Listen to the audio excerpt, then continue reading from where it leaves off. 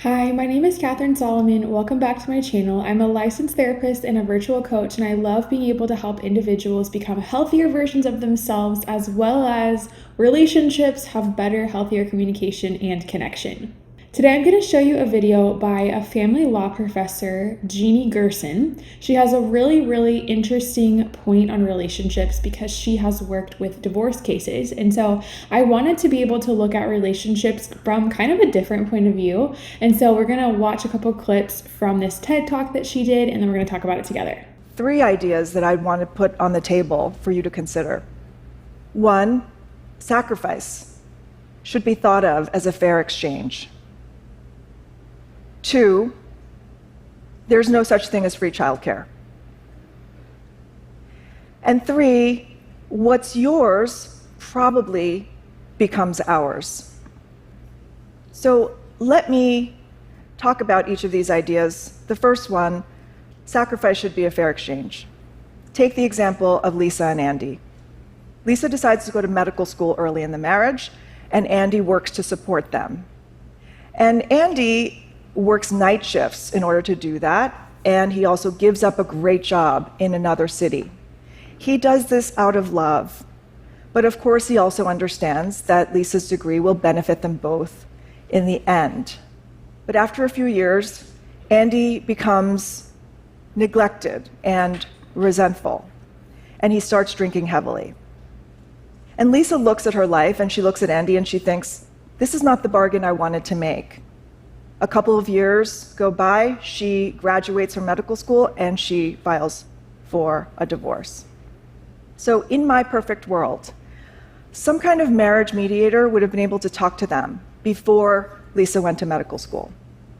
And at that point, that mediator might have asked, how exactly does fair exchange work?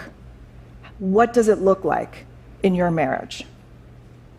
What are you willing to give, and what are you willing to owe? So in a divorce, Lisa now probably is going to owe Andy financial support for years. And Andy, no amount of financial support is going to make him feel compensated for what he gave up and the lost traction in his career. If the two of them had thought about their split early on, what might have gone differently? Well, it's possible that Lisa would have decided that she would take loans or work a part-time job in order to support her own tuition, so that Andy wouldn't have had to bear the entire burden for that. And Andy might have decided to take that job in that other city, and maybe the two of them would have commuted for a couple of years while Lisa finished her degree. Okay, let's pause here for a second because I might offer a few other solutions to this. There's a lot of different variables or routes that could have been considered, right? And we don't know what else led to Andy feeling resentful. I think it's important to realize that sacrifice doesn't always equal resentment. Like, you can make sacrifices, people do that all the time, and it doesn't equal that as the outcome. Of course, anything can be taken too far, where if you're always the one sacrificing, then things are imbalanced, and that's not okay, obviously. But let's just say that that's not the case here. What else would help Lisa and Andy be able to pursue this path without feeling resentful on either end? Let me just mention 2 things that any couple can do to help them not lead to resentment. And I do have an entire other video on resentment specifically that you can watch too. I will link it in the description. But first, the first thing I would say is focusing on staying connected, right? Their schedules sounded crazy, and I totally get it because my husband and I, we went through a similar season where we were both in school to get our graduate degree. We were both working, and my husband actually took a second part-time job overnight. And during all of this time, we were looking for a house. And so we had moved out of our apartment, put everything in storage, and we were living with my parents in my old bedroom. It was like so small, so cramped, a lot of people in one house with this crazy schedule that we had. And so we had to focus on the small ways of staying connected. There weren't time for date nights. There was not hours and, lots of time that we really had together.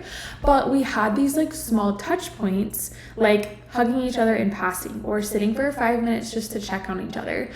Because he worked overnight, he would often finish his day job, take a quick nap, and then go to work. And so in that like in between time where like we could eat dinner or something, we would just take that time to like talk and connect. I have like selfies of us sitting on the couch where he's like a total zombie, like wrapped in a blanket, and we're just like, talking about powering through this season or whatever it is. But I just share that example because it can really help to think about small things often, like keeping that in your mind, because that can help you stay connected when life is more chaotic. The second thing is checking in with each other, because when the sacrifice stops being something that you choose together and it starts becoming something that you're like carrying alone, that is a huge problem. This kind of decision, like going back to school in this example from the video, means that you have multiple semesters, right? And so I would really encourage each semester to have a check-in with somebody.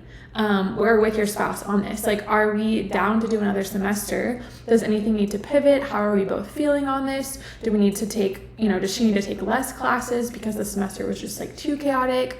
Financially, how is it? How are they both feeling in the sacrifices that they're making? Do they feel like they're both sharing appreciation and then like feeling that appreciation for one another? Like, there's so many different variables that can go into it, and that's why it's so important to check in with each other. Ideally, like Gersen is saying in this video, you want to address things before you commit to like such a big life change. Couples almost never have these like sit down conversations where they talk about what their expectations are, how they foresee things playing out. A lot of times I see couples just like slide into these huge things.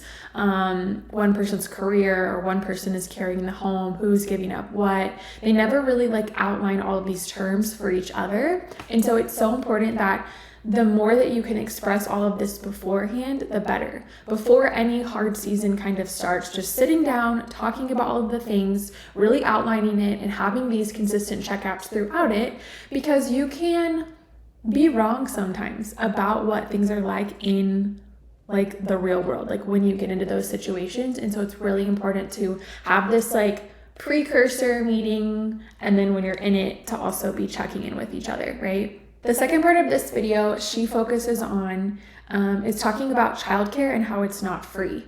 And I remember this moment when my son was just a couple months old. He is 20 months old right now. But when he was a couple months old, I remember telling my husband, I was just like so overwhelmed in this moment and so frustrated. And I felt like I never had a moment alone where I wasn't taking care of my son. And that basically like my husband and I were just trading taking care of him while we both worked, or one of us went to the gym, or we showered, or whatever. But it was just like this like tag you're it back and forth. And I remember telling my husband that, and he was basically like, yeah, that's how this whole parenting thing works.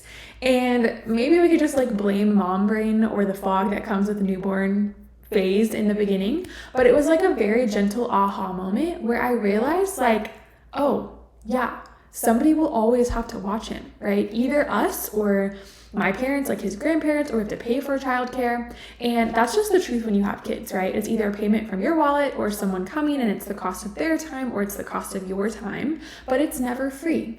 And that's okay, right? That's how it's supposed to be when you jump into parenthood. But the point that I want to highlight from what she is saying is that it's important to recognize that your spouse is sacrificing, and the part that they play in being a good mom or dad needs to be seen and needs to be recognized, because their time is valuable too.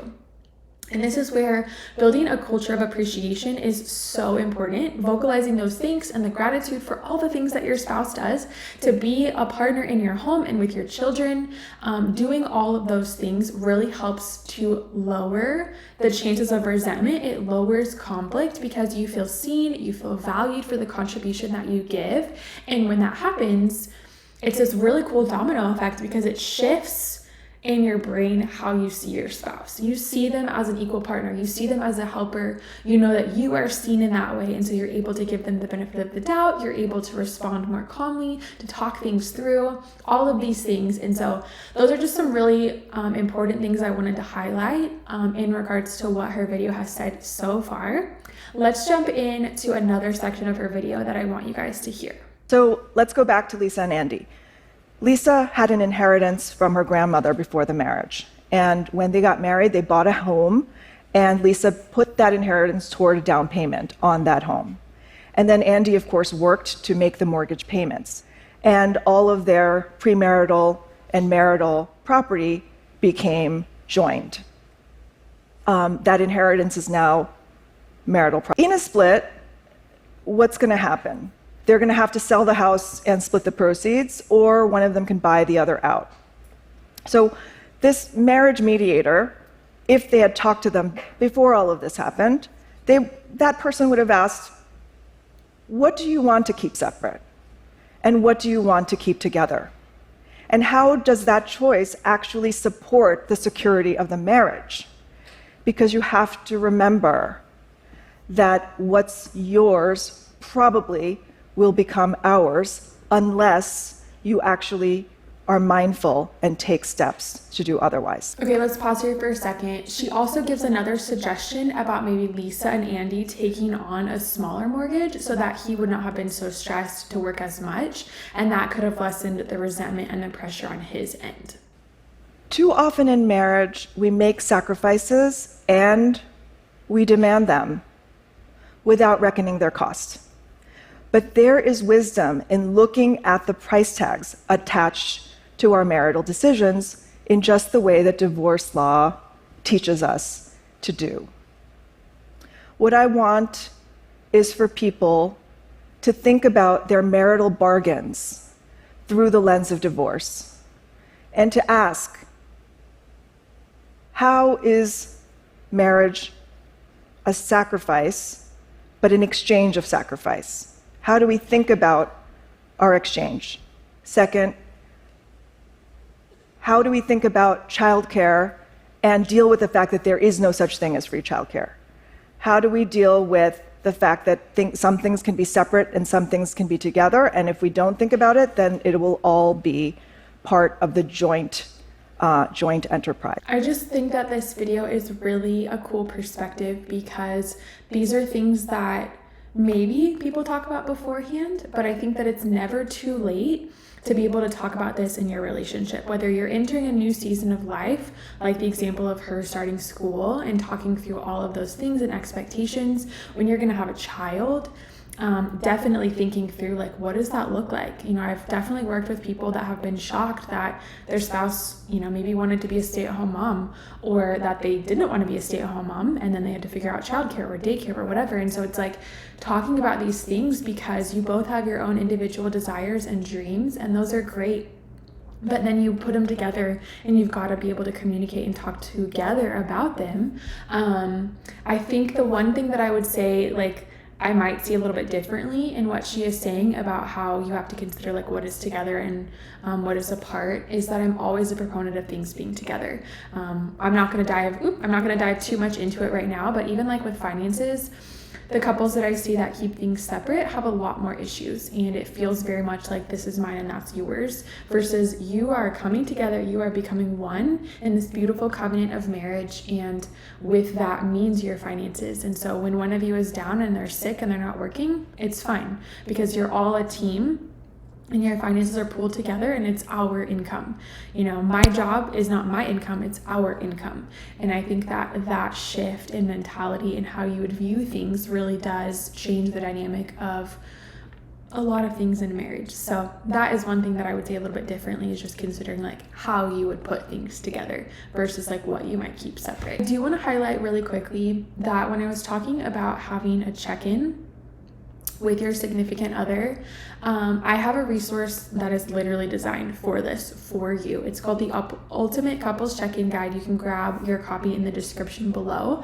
It has a weekly, a quarterly, and a yearly or end of year check-in. And so you are completely covered. All of your bases are covered for you to be able to talk about big things, but then also just like regularly be in touch with your life and the desires that you have and the dreams that you have that might be changing, all of those things. So make sure that you grab a copy. I hope that you enjoyed this video as much as I did. I hope that you enjoyed the different things that were highlighted and just the different perspectives that were shared here. If you're not already, please subscribe, like this video, and I will see you guys next time. Thanks. Bye.